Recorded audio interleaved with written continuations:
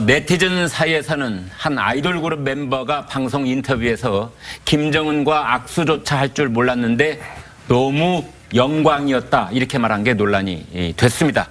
논란이 되고 있는 그 인터뷰 그 부분만 저희가 한번 들려드리겠습니다. 악수조차 할 줄 몰랐는데 너무너무 영광이었고요. 첫 번째 공연 날에만 참관을 할 것 같다고 말씀해 주시면서 악수를 해주셨는데 네. 저희도 너무 떨려서 지금도 솔직히 믿기지가 않는 것 같아요.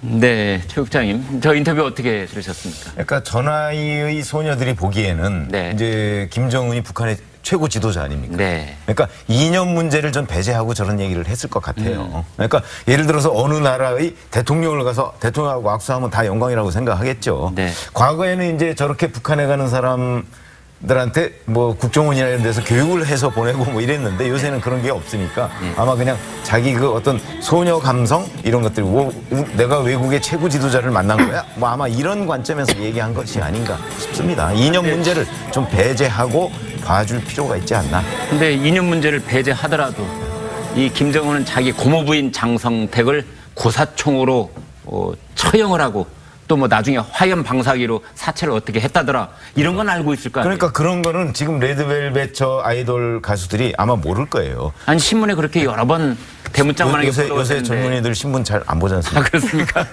특히 저 아이돌들은 이렇게 뭐 거의 합숙훈련하고 그래서 네. 아마 그런 문제에 관해서 굉장히 잘 모르거나 아니면 둔감했을 가능성이 있다. 저는 이해하는 편입니다. 이 평양 공연을 마치고 어제 돌아온 우리 예술단이 공연 후 가진 그 뒤풀이 만찬이 있었다고 말씀을 드렸는데요. 그 만찬장에서 있었던 여러 가지 흥미로운 후일담을 전했습니다. 하나씩 살펴보도록 하겠습니다. 먼저 이 만찬장을 주재한 김영철 통전부장 이제 알고 봤더니 술이 상당히 셌다. 그래서 어떤 분은 뭐 술고래 같았다 이런 말도 했더군요. 예. 그런데 그 과거에 이제 북한을 취재를 많이 했던 기자들 얘기를 제가 들어보니까 김영철이 과거에는 그렇게 술을 많이 마시는 모습을 바깥으로 보여준 적은 별로 없었다고 또 얘기들을 하더라고요.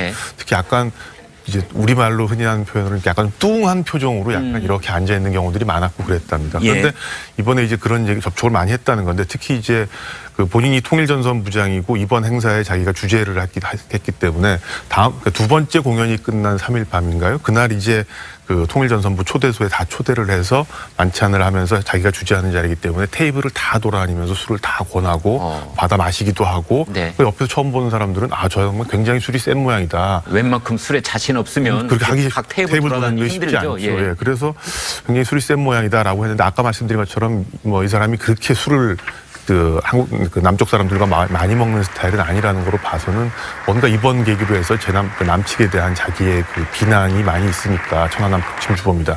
지난번에 나와서 또 안 하던 짓도 하지 않았습니까? 뭐 그런 연장선상에서 뭐 약간 좀 뭐랄까 본인의 이미지를 바꾸면 그런 작전을 한 게 아닌가 하는 그런 측면도 좀 있는 거 아닌가 생각이 됩니다. 남북 인사들이 함께 술좌석을 가지면 대체적으로 북측이 남측보다 술이 좀 센 편입니다. 그거는 과거에도 정상회담이 끝나고 나서 그 수행단들끼리 뭐 하거나 아니면 남북 뭐 우리 최 의원님 직접 북한에 다녀오셨지만 그 다녀오신 분들의 공통적으로 하는 얘기가 저쪽은 거의 술 잘 마시는 선수들만 뽑아서 나온 것 같다. 뭐 그런 얘기가 나올 정도로 아주 술들은 잘한다고. 어느 정도예요? 원래 추운 곳에 사는 사람들이 전반적으로 술이 좀 셉니다. 아, 맞습니다. 러시아 뭐 이런 데 뭐 그렇죠. 잘 아시다시피.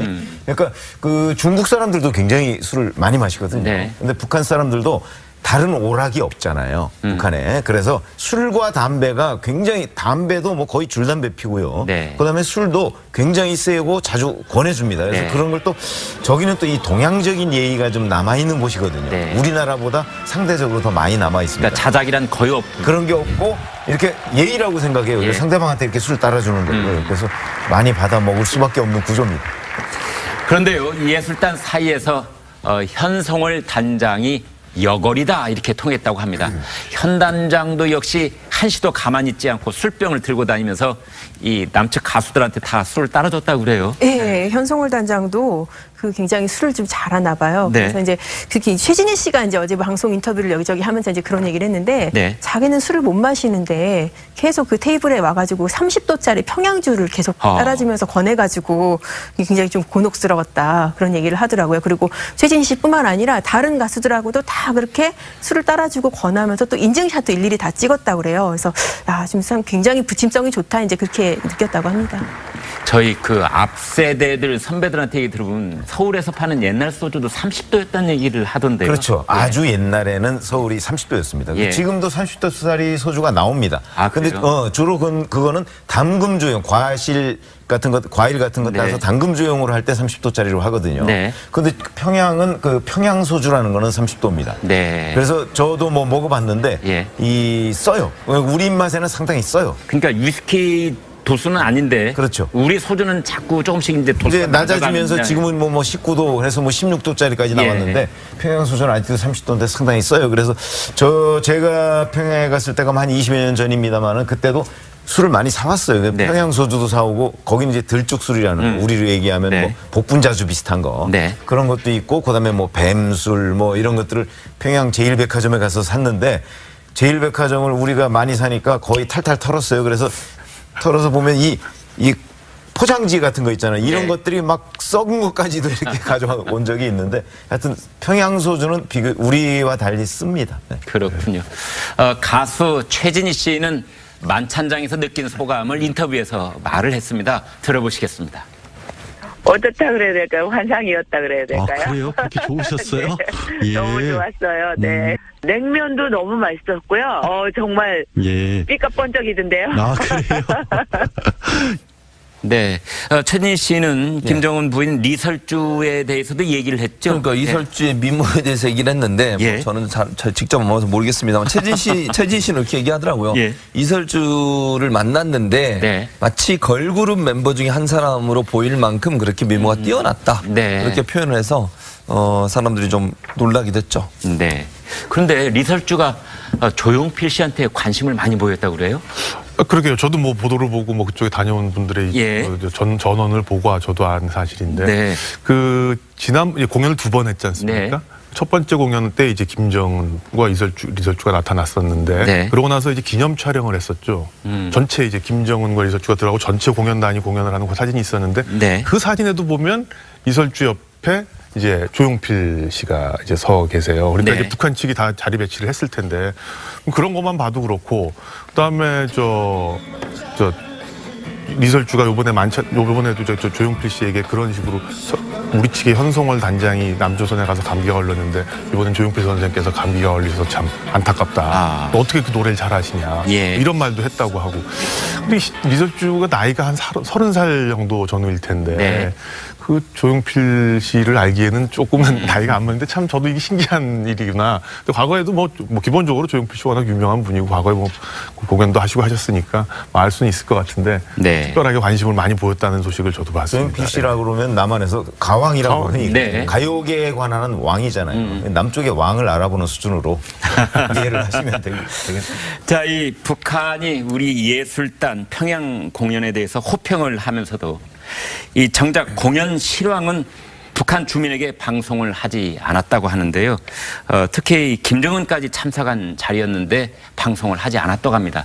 자, 권 의원 이건 어떻게 봐야 됩니까? 예, 지금 말씀하신 것처럼 북한의 최고 지도자가 참석하는 것들은 모든 행사가 다 일거수일투족 거기에 있는 모든 우리 기사로 표현을 하자면 스케치 기사라고 할까요? 네. 다 자세하게 보도하는 것이 일반적인 관행입니다. 예. 근데 이 경우에는 그런 공연이 있었다라는 것만 하고 어떤 가수들이 나와서 어떤 노래를 불렀고 하는 것이 일절 신문에 보도가 되지 않았고 또 이제 방송 화면을 보여주기는 하는데 지금 나오는 것처럼 저렇게 노래를 하는 장면은 보여주되 저기에 음향, 노래 그 가사랄까 소리는 다 죽이고 뻥긋뻥긋하는 식으로만 보도를 했다는 겁니다. 네. 그러니까 이제 전문가들이 보기에는 역시 저희가 노래는 저렇게 하고 우리가 공연을 하기는 했지만 평상시에 평양에서 저런 식으로 우리 남측의 뭐 가수들의 노래나 이런 걸 듣는다고 하면 바로 뭐 이거는 그 처벌 대상이지 않습니까? 네. 그거를 이제 방송을 한다는 건 자기들끼리도 문제가 있었을 거라고 보고 결과적으로는 저 공연의 장에 2번의 공연에 참석하신 이제 평양 사람들이 한 뭐 15,000명 정도 되지 그렇게 않을까 되죠. 싶은데 네. 그럼 이제 300만 명 평양 인구라고 치면은 0.5% 정도의 네. 셈인데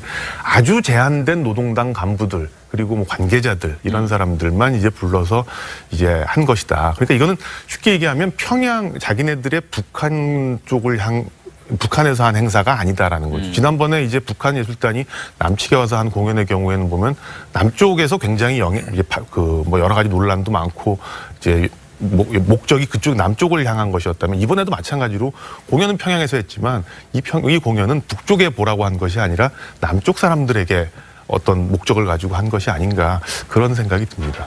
네.